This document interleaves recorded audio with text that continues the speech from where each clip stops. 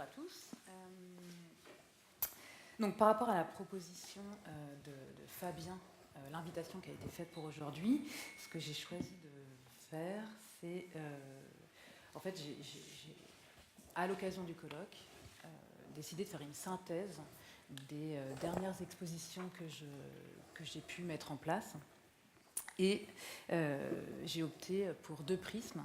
Le premier, c'est de vous montrer la conception même des pièces et la manière dont elles fonctionnent en système. Donc c'est vraiment un principe réflexive du travail et que j'ai appelé l'acte de processus. Et le deuxième prisme, c'est plutôt celui de l'exercice de l'exposition, sachant que je construis chacune des expositions à la manière de propositions qui sont toutes construites autour de la figure du récepteur, du regardeur, qui est la clé de voûte de la construction de l'accrochage. Et c'est ce que j'appelle l'acte d'image. Dans le principe de parole, je vais recontextualiser mon travail et je vais en fait essayer de naviguer entre ces deux prismes, de sorte à révéler le travail que j'ai mis en place dans ces expositions, de ne pas être uniquement dans une prise de parole sur le travail ou la manière dont les choses s'organisent, mais aussi de vous parler du contenu. Et voilà.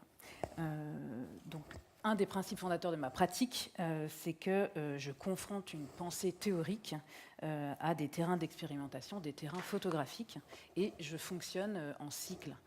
Donc en fait, chaque exposition est pour moi une possibilité en fait de poser une hypothèse, de voir si cette hypothèse tient.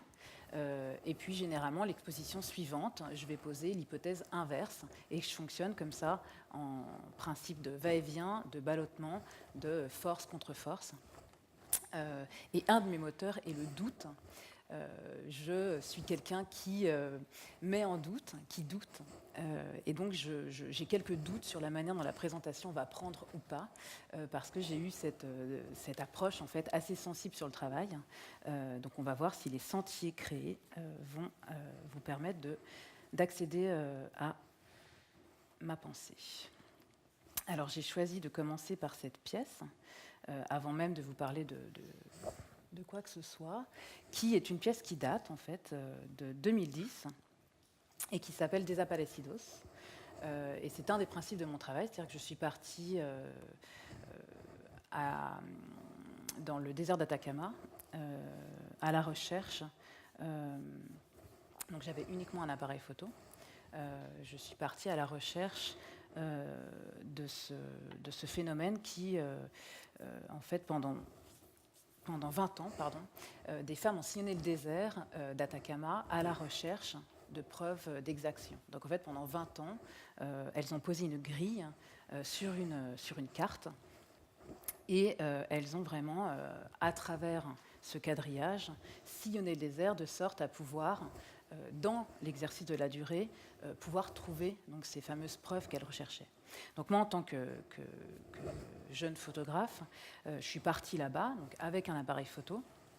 Donc là, je vous parle vraiment de la manière dont j'ai pensé la pièce et dont je suis arrivée à cette proposition-là. Et donc, en partant avec un appareil photo, sans le désir de rencontrer de manière directe en fait, ces femmes, je partais face à une impossibilité. Parce que comment, avec une seule prise de vue, faire état en fait de ça. Et à ce moment-là, je cherchais, parce que je suis quelqu'un qui, puisque je doute en permanence, je suis à la recherche de vérification si ce que je mets en place fonctionne, si les outils utilisés fonctionnent. Donc si le médium photographique avec lequel je travaille me permet de...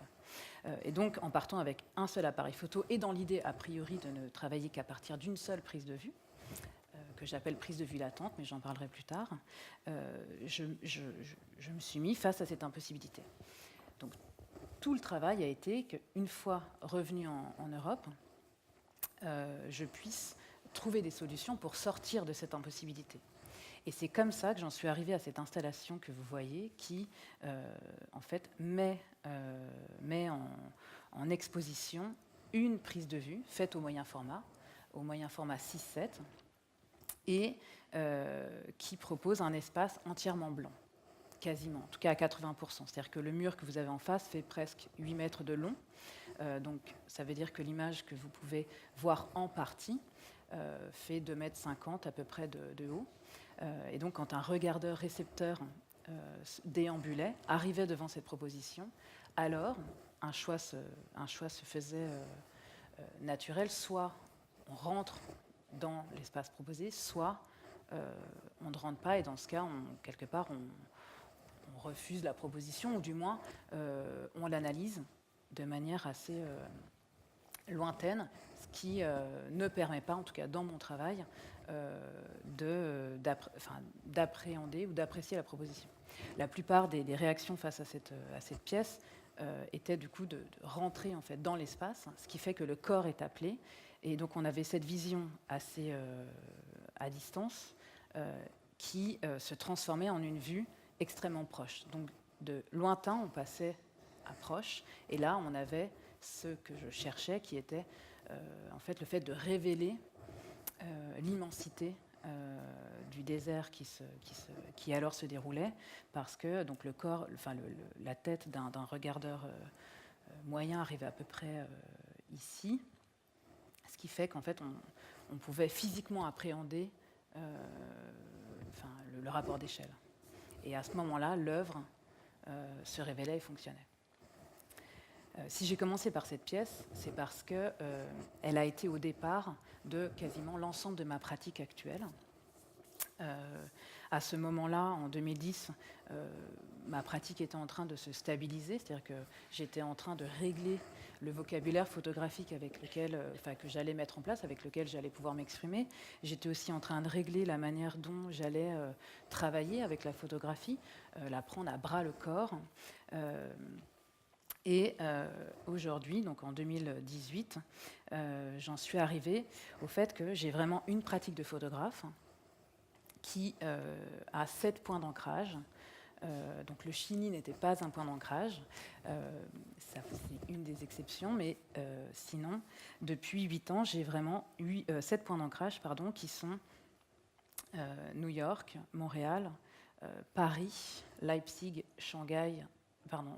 Leipzig, Rome qui est à côté de Genève, Shanghai et Tokyo. Donc c'est 6 villes qui dessinent en fait une carte très précise, puisque c'est 6 villes qui sont des mégapoles. J'ai pas choisi des villes au hasard, bien évidemment. Ça dessine une certaine économie.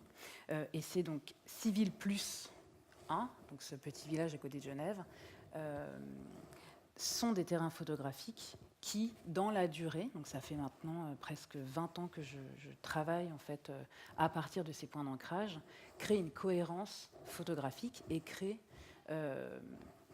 un corpus de prises de vue que j'appelle en fait des prises de vue latentes. Et donc tout mon travail de photographe s'organise à partir de ce système, de ces points d'ancrage, qui ne sont pas une structure, c'est vraiment des points d'ancrage. Et ma pratique de photographe, entre guillemets, dans tout ce qui peut relever de la profession du photographe, se clôt à partir du moment où une sélection de tirages s'opère et remonte dans un meuble en fait que j'appelle image jachère, qui me permet d'accumuler mes tirages latents, qui sont ces prises de vue latentes, toutes imprimées sur papier barité, et qui ont toutes la même forme, la même taille, et le même mode d'existence et d'apparition. Et en fait, c'est à partir de ce moment-là qu'un temps de latence s'opère et que je vais activer les images. Et donc c'est comme ça, en procédant en 2 phases, que j'ai à la fois une cohérence sur ce qui génère les prises de vue, et sur ce qu'elle donne à voir, ce qu'elle révèle, et une cohérence sur ce que je vais mettre ensuite en place dans les expositions, expositions pour lesquelles le regardeur-récepteur est la clé de voûte de l'accrochage. Alors, là, je vous montre rapidement ce schéma-là. Toute la pratique photographique que j'ai a été pensée à travers un modèle mathématique que j'appelle l'hypercube. Donc l'hypercube, ici, est schématisé là. Et à partir de cet hypercube, d'un point de vue mental, c'est mon espace de réflexion. Ça a été à un moment donné mon atelier virtuel, mon studio. Et vous verrez qu'il a une forme particulière. Donc ici, il est schématisé. Et à partir de ce moment-là, tout un mouvement se met en place. Ces mouvements-là, je vais peut-être réussir à en parler dans le temps qui m'est imparti. Mais en tout cas, ce que vous avez devant les yeux, c'est un schéma qui montre la manière dont j'ai, ma manière d'écrire et la manière dont j'ai de travailler en photographie, c'est que j'écris des partitions photographiques. Et ici, vous retrouvez le meuble dont je parlais tout à l'heure, qui permet d'accumuler comme ça ces prises de vue. Donc, je vais vous montrer l'atelier virtuel, qui est donc un principe de fonctionnement, en tout cas qui l'a été, parce que je suis en train de modifier ce principe-là. Et vous allez comprendre la manière dont les choses ensuite se mettent en place. Donc d'un espace en 2 dimensions, l'atelier virtuel bascule dans un espace en 3 dimensions où, en fait, par un mouvement perpétuel, le sol devient le mur qui devient le plafond. Et à partir du moment où vous travaillez dans un espace comme celui-ci, il devient impossible de penser une photographie statique puisque tout se distribue et se redistribue en permanence. Donc ça fait à peu près maintenant une quinzaine d'années, presque 20 ans, que j'envisage la photographie de cette manière-là, c'est-à-dire avec des contraintes fortes puisque tout se distribue et se redistribue en même temps. Cet exercice de la pensée m'a permis de réellement mettre en place tout le travail qui existe depuis ces années-là et qui, à chaque fois, permet de re-questionner ce mode de réception, en fait. Et de re-questionner aussi les séries en tant que telles, les pièces, chaque élément, puisque tout est mouvant. Et chaque exposition est pour moi, en fait, une espèce de temps gelé comme ça, où, effectivement, pendant une semaine ou 3 mois, les choses sont figées. Voilà.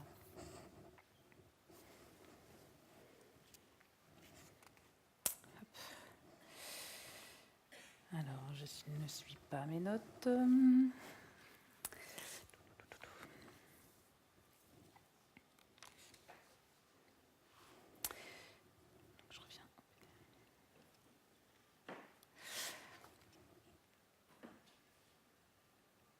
Donc pour la prise de parole d'aujourd'hui, il m'a semblé intéressant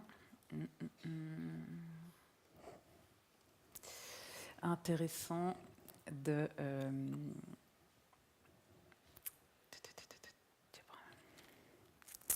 partir d'un corpus de prise de vue très réduit. Donc le terrain que j'ai choisi pour aujourd'hui, c'est un terrain qui se situe à Montréal, un terrain photographique qui se situe à Montréal. Je suis partie sur des recherches au Centre canadien d'architecture. Et au Centre canadien d'architecture, plus précisément, je suis partie de recherche autour de Peter Eisenman. Donc j'ai demandé au Centre canadien d'architecture de faire remonter une partie des fonds du travail de cet architecte. Et j'ai travaillé sur ces early works. Et donc pour aujourd'hui, je n'ai choisi, à l'exception de la pièce des Aparecidos, que des pièces issues de ces recherches-là, de sorte à ce qu'il y ait quand même une forme de cohérence qui se mette en place dans ma prise de parole et dans les pièces que vous allez voir devant vous. Euh, Parce qu'en fait, dans la manière dont j'ai construit la prise de parole, j'ai essayé de faire en sorte que vous puissiez découvrir, à la manière d'un récepteur qui verrait une des dernières expositions qui ont lieu en ce moment. Donc, il y en a une à Toronto, au Centre de photographie contemporaine G44, et une à New York, à la galerie Cesson et Bénétière. Les deux se clôt début février. Donc, pour ceux qui pourront les découvrir, j'ai construit la prise de parole de cette manière-là. Pour ceux qui ne peuvent pas les découvrir, ça marche aussi, puisque tout dans le travail est fait de sorte à dévoiler une partie, voiler une autre, fonctionner par fragments, tout en donnant des indices de lecture pour que, en ne voyant qu'une partie, sachant qu'on ne peut voir toujours qu'une partie, on puisse prendre l'entièreté des pièces en compte, ou du moins qu'on se dise que puisqu'on voit une partie, il y a probablement quelque chose d'autre, et donc que mentalement, un exercice se mette en place. Chacune de mes pièces est faite pour exister et être perçue de manière individuelle, mais aussi dans un ensemble. Et c'est pour ça que j'ai commencé avec cette pièce-là en particulier, qui pour moi faisait un peu un lien avec la pièce des Aparecidos, dans le sens où on arrive devant cette pièce, on a une vue d'ensemble, et à la manière de Des Aparecidos, elle fonctionne avec cette vue à distance et cette vue hyper proche, parce que donc j'ai construit cette pièce en pensant à un cube qui ne se donne pas à voir tout de suite. Alors là, bien sûr, avec le socle blanc, on peut imaginer que c'est un cube, mais quand on est face à la pièce, c'est en tournant autour de la pièce qu'on se rend compte que chaque tasseau est découpé avec une arête, avec un angle en particulier, ce qui crée, en fait, recrée, quand on cherche un point de vue, une face. Et c'est à ce moment-là, quand une face en fait, se révèle, qu'on voit l'entièreté du cube et qu'on voit aussi apparaître des détails et qu'on se rend compte que ce n'est pas des pièces en bois ou en verre qui sont, par exemple, peintes à la bombe, mais bel et bien des photographies.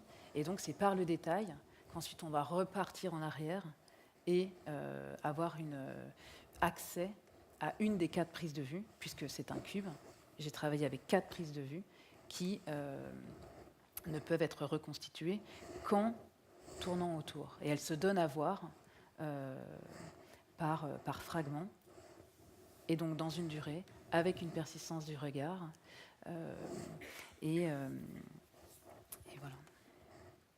Et donc Peter Eisenman, lui, si j'ai travaillé en fait par rapport à ces cubes, c'est que je voulais avoir une réflexion par rapport à cet hypercube que je viens de vous montrer, qui était cet atelier virtuel, qui, à mon sens, aujourd'hui, dans mon travail, s'essouffle.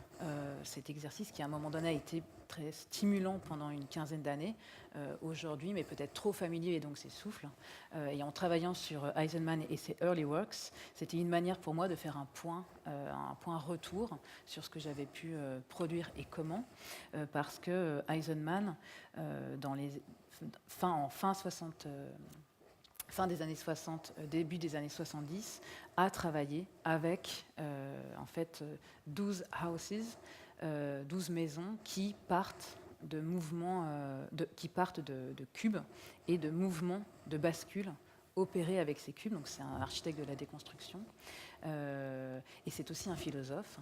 Et donc c'est ce qui m'a intéressée dans mes recherches, c'était d'essayer de comprendre, en travaillant par rapport à un personnage en particulier et par rapport à ces early works, comment cette fascination que j'avais pu avoir avait nourri une pensée photographique et comment elle s'essoufflait aujourd'hui. Voilà.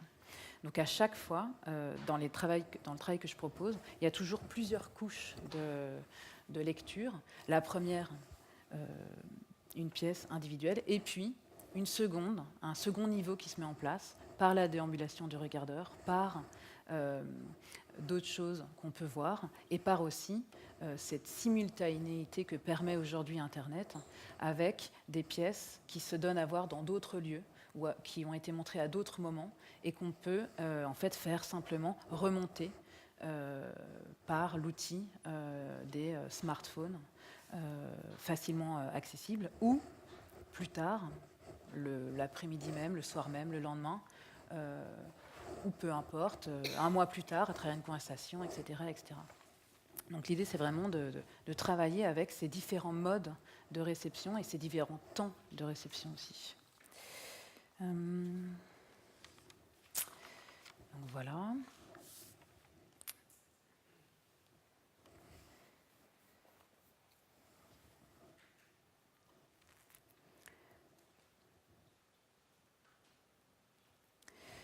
Quand je dis différents temps, il y a aussi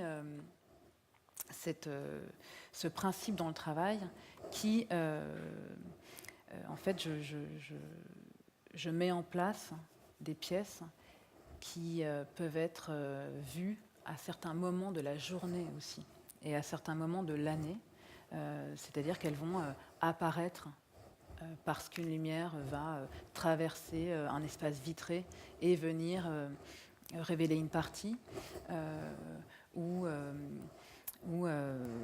parce que la pièce est faite de telle manière qu'il faut que le soleil soit très bas, ou au contraire en lumière rasante, sans quoi la pièce ne se révèle pas, en tout cas ne se révèle pas de cette manière-là. Donc j'ai aussi un travail avec un metteur en scène, et dans nos deux pratiques, et lui et moi, on travaille sur ce spectateur, sur ce regardeur, sur ce récepteur revenant. Voilà. Alors dans ce travail autour de Peter Eisenman, qui a été donc de déconstruire en fait le principe avec lequel j'avais pu moi mettre en place mon travail, je suis allée en fait en résidence à plusieurs endroits, de sorte à aller recréer les premières houses qu'il avait pu construire, sachant que ce qui m'intéressait n'était pas de recréer les houses en tant que telles, mais de suivre en fait le principe que lui avait mis en place, tout en pensant ou tout en étant consciente de ce que je, a priori, souhaitais obtenir, et surtout le fait que, puisque l'exercice de l'exposition est une de mes manières de fonctionner, alors il fallait que je pense les choses pour qu'elles puissent exister avec les codes de l'exposition. Donc chaque avancée était pensée pour pouvoir être déployée, dépliée dans un espace d'exposition. Donc ici, c'est à Marseille, dans un atelier de métal. On a recréé la House 3. Donc la House 3, c'est une house qui part de deux mouvements de cubes. Donc on l'a recréé. Et ce qui, moi, m'intéressait, c'était de commencer à photographier tout le processus de fabrication, de sorte à créer des prises de vue qui seraient assez rapidement des prises de vue latentes, pour pouvoir les réactiver plus tard dans des expositions, de sorte à donner des indices aux regardeurs, des indices de construction qui allaient devenir révélateurs de plusieurs niveaux de lecture des pièces. Vous allez voir. Donc ça, c'est simplement la restitution de la résidence. Et donc pour moi, ici, on n'est pas dans des... Enfin, là, par exemple, cette pièce-là, c'est simplement une expérimentation. Elle n'a pas le statut de pièce à proprement parler. Ce qui faisait sens, enfin l'enjeu de cette résidence, c'était véritablement de pouvoir accumuler un certain nombre de prises de vue futures, indices pour ces mises en abîme que je cherche à obtenir, et ces différentes manières de lire une pièce, ces différents niveaux. Donc là, on arrive à une première exposition. Donc c'était en 2017. Et contrairement à la première pièce qui travaillait donc par rapport à ce cube, sans face, ce cube fait de l'intérieur, ici, j'ai travaillé de sorte à refaire un cube, tout ce qu'il y a de plus simple, sauf qu'à partir du moment où les faces prennent du volume, on ne peut plus reconstituer le cube. Donc je mettais en échec, en fait, la simple recréation du cube, Et c'était à la base, c'était un jeu mis en place avec le technicien, de sorte à ce qu'on puisse obtenir des images futures indices, encore une fois. Et puis dans le parcours, les choses se font de telle manière qu'à un moment donné, on peut les extraire et les faire exister dans un espace d'exposition. Donc ici, on a un des éléments qu'on a vu dans la première prise de vue dans l'atelier.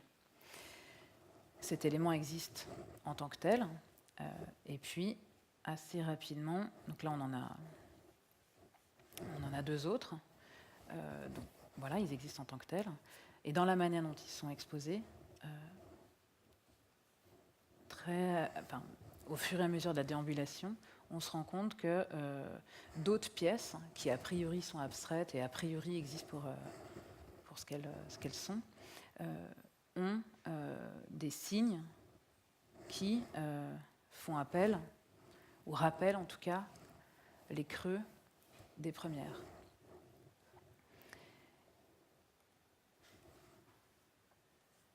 Ensuite, on peut se rendre compte qu'en plus de ça, on a une prise de vue qui redonne à lire une grille, qui est un autre indice.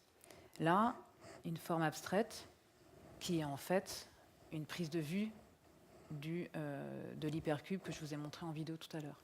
Et donc il y a tout un système qui commence petit à petit à se donner à voir. Voilà.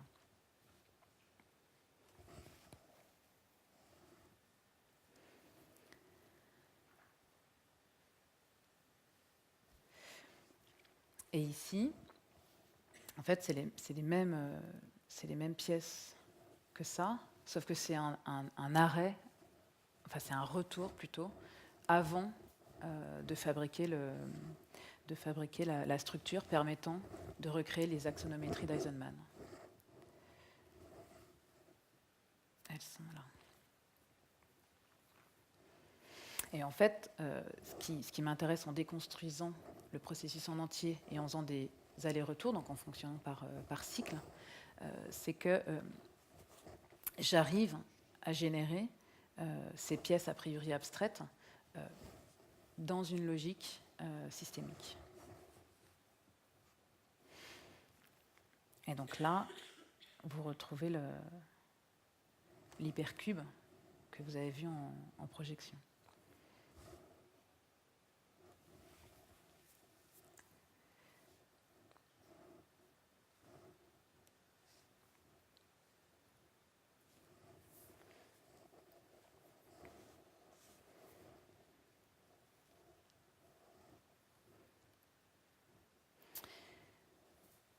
Ça, c'est une exposition qui a eu lieu en 2017 au CNAI. Et donc cette exposition était simultanée avec l'exposition dont vous voyez les images ici. Donc on avait au centre de Paris, vers Hôtel de Ville, la possibilité de voir ces faces de cubes ou ces coussins, si on ne sait pas exactement de quoi il s'agit. Et puis, en périphérie de Paris, on avait toutes les autres formes qui, elles, étaient beaucoup plus fluides, beaucoup plus volatiles, et qui montraient une autre partie du projet. Et dans la manière dont je construis en fait ce déploiement autour d'une pensée stimulée par les early works d'Eisenman, peu importe le temps des expositions, le lieu des expositions, puisque chaque exposition permet d'expérimenter ou de mettre en place une des hypothèses, de la contredire et puis d'avancer. Voilà. Ça, c'était aussi l'exposition à Paris, simultanée avec le CNAI.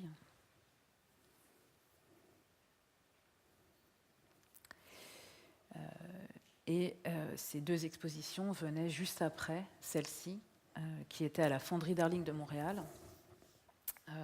où là était donné à voir sur l'entièreté de l'espace d'exposition uniquement en fait une grille réalisé avec ces câbles-là et qui permettait, en déambulant, de faire ses propres points de vue, ses propres cadrages, ses propres fragments. Et donc là, on retrouve la première image montrée de cette AUS 3 assemblée à un moment donné.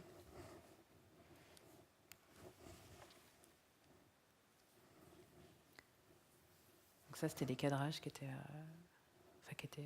possibles en direct, donc une espèce de prise de vue comme ça, virtuelle, que chacun pouvait faire.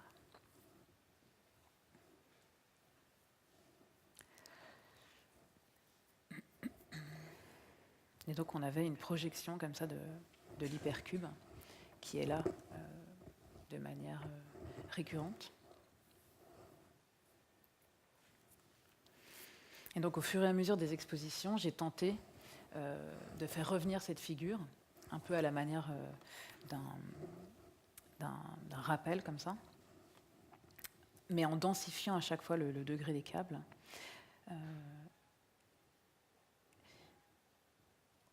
Et tout est fait à la main, ce qui fait que d'une structure, d'une grille a priori rigide, en fait on retrouve l'organique, comme si on avait dessiné à la main la structure devant la projection, qui du coup réapparaît en ombre derrière. J'accélère un peu en fait. Alors.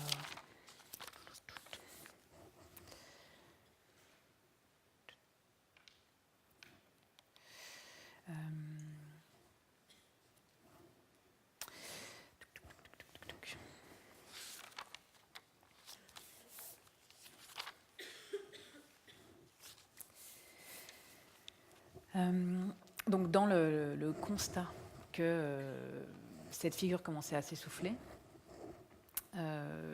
j'ai commencé à envisager la photographie de manière de faire un pas de côté, de commencer alors que je réfléchissais dans l'espace, j'ai commencé à faire un pas de côté pour pouvoir réussir ce switch entre une photographie qui se spatialise et une photographie qui devient un instrument de mesure ou une unité de mesure plus exactement. Parce que d'un point de vue de la scène photographique, on arrive à une forme d'épuisement de ces hyper mises en espace de la photographie, de ces photographies qui prennent corps, de ces photographies qui deviennent des installations. Enfin, on arrive à une espèce de moment où alors que la technique du numérique a permis en fait d'exister, de faire exister les photographies, de leur donner un corps, on arrive aujourd'hui à des expositions qui surutilisent. Et donc le fait de surutiliser ces formes-là donne cet essoufflement. Et dans ma pratique, à partir du moment où il y a un constat qui est un constat plutôt hyper violent, puisque c'est devenu un de mes vocabulaires, de faire exister la photographie spatialement et de travailler avec l'espace, de travailler avec toutes ces notions d'œuvre située qui viennent de la parole située, etc., etc. Alors que tout ça est surutilisé, il y a forcément une perte de sens qui s'opère, et c'est pour ça qu'aujourd'hui j'ai ressenti ce besoin nécessaire pour continuer de comprendre où est-ce qu'il y avait eu essoufflement et comprendre comment de cette impasse dans laquelle moi je pouvais du coup en tant qu'artiste, en tant que photographe être, je pouvais en fait transformer ça autrement et repartir, rebondir. Donc c'est pour ça qu'aujourd'hui, de la forme de l'hypercube et de toutes ces spatialisations que ça a pu amener, de toute cette écriture en partition photographique, je suis en train d'en revenir pour pouvoir en fait mesurer les écarts entre prise de vue et prise de données et de voir comment est-ce qu'on peut poursuivre en changeant de curseur. Et je vais finir ma prise de parole sur ça. Et donc pour ce faire, j'ai commencé à travailler toujours sur le fait de ralentir, de fractionner, sur le fait de travailler dans une durée de perception pour le regardeur, une durée sur les terrains photographiques. Donc tout ça, ça n'a pas changé. Tout ça est toujours là. Mais par contre, j'ai mis en place, à travers les constats faits dans ces recherches autour d'Eisenman, ici, enfin voilà, quand on voit ces formes-là apparaître, en fait, toutes ces recherches-là m'ont permis d'arriver à ce travail que je mets en place aujourd'hui sur des sillons photographiques, enfin c'est ce que j'appelle sillons photographiques, sur ces tracés photographiques qui en fait travaillent à trouver le juste seuil en dessous duquel l'image disparaît. Donc l'image est toujours là, elle se donne à voir, mais elle s'échappe presque. Je travaille sur cette lisière-là. Voilà, là on a d'autres exemples de sillons photographiques. Ici c'est une autre forme aussi. Donc ça c'était la prise de vue issue de...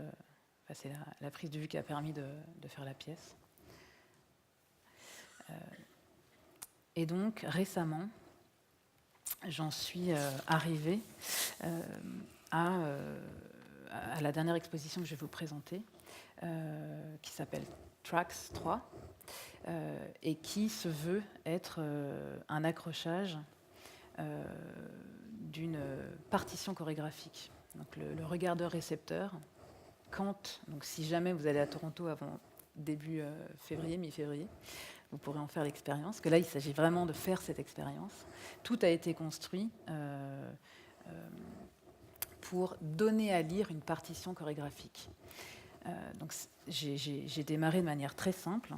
En fait, ce que j'ai fait, c'est que je suis partie sur 3 principes. Donc, j'ai divisé ce qu'était une prise de vue, enfin ce qui me semblait être une prise de vue. Donc une prise de vue d'un point de vue purement mécanique, c'est une tranche d'espace et de temps. Donc pour pouvoir construire mon exposition, pour pouvoir construire ma partition chorégraphique, il me fallait un élément temps, un élément espace et un élément présence, puisqu'une prise de vue, en tout cas à mon sens aujourd'hui, ne peut pas exister sans opérateur humain, sans un auteur qui, à un moment donné, va faire en sorte qu'une prise de vue se génère. Donc, partant de ce constat-là, et partant de ce souhait de mettre en place une partition chorégraphique, j'ai créé 3 signes indiciels de la mesure. Donc, celui-ci, qui donc est la présence, celui-ci, qui est le temps, et celui-ci, qui est du coup l'espace. Donc toute l'exposition a été pensée de cette manière-là. Donc on rentrait dans l'exposition, et en fait, l'espace se déploie devant le regardeur, et on a ces 3 plaques en laiton qui donnent comme ça ces signes indiciels de la mesure. Suite, une fois que j'avais installé ça, j'ai en fait créé une série qui s'appelle donc Images, où on a ici un élément qui me permet d'amener la mesure de l'espace, ici un élément qui me permet d'amener la mesure du temps, l'unité de temps, et ici la présence. Et en figeant ce triptyque, alors je recréais une image. Donc j'ai ce motif qui apparaissait en un endroit, qui se reproduisait exactement en face, qui se reproduisait à droite et à gauche. Et donc on est quand on se met en fait au milieu de cette croix, face à 4 images, à 4 ADN d'images. Ça a été prélevé, c'est un morceau de sapin qui fait 40 cm de haut et qui est un détail d'un instrument de mesure d'un instrument de mesure physique. Ici, En fait, je suis allée dans un musée, le musée du temps, et j'ai demandé à obtenir chaque élément de la construction d'une montre. Donc on a une montre comme ça qui s'éclate dans tout l'espace de l'exposition, élément par élément. Et ici, c'est un travail que j'ai mené avec un outil, un câble, le même qui me permet de faire les projections que je vous ai montrées tout à l'heure. Et donc on a la présence. Voilà les quatre propositions.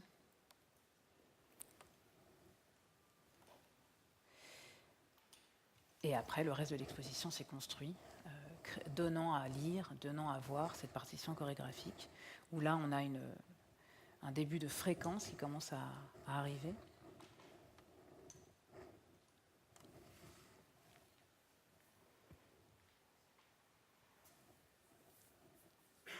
Et puis après, les choses se déploient et se déplient, mais se replient aussi. C'est tout le principe du travail.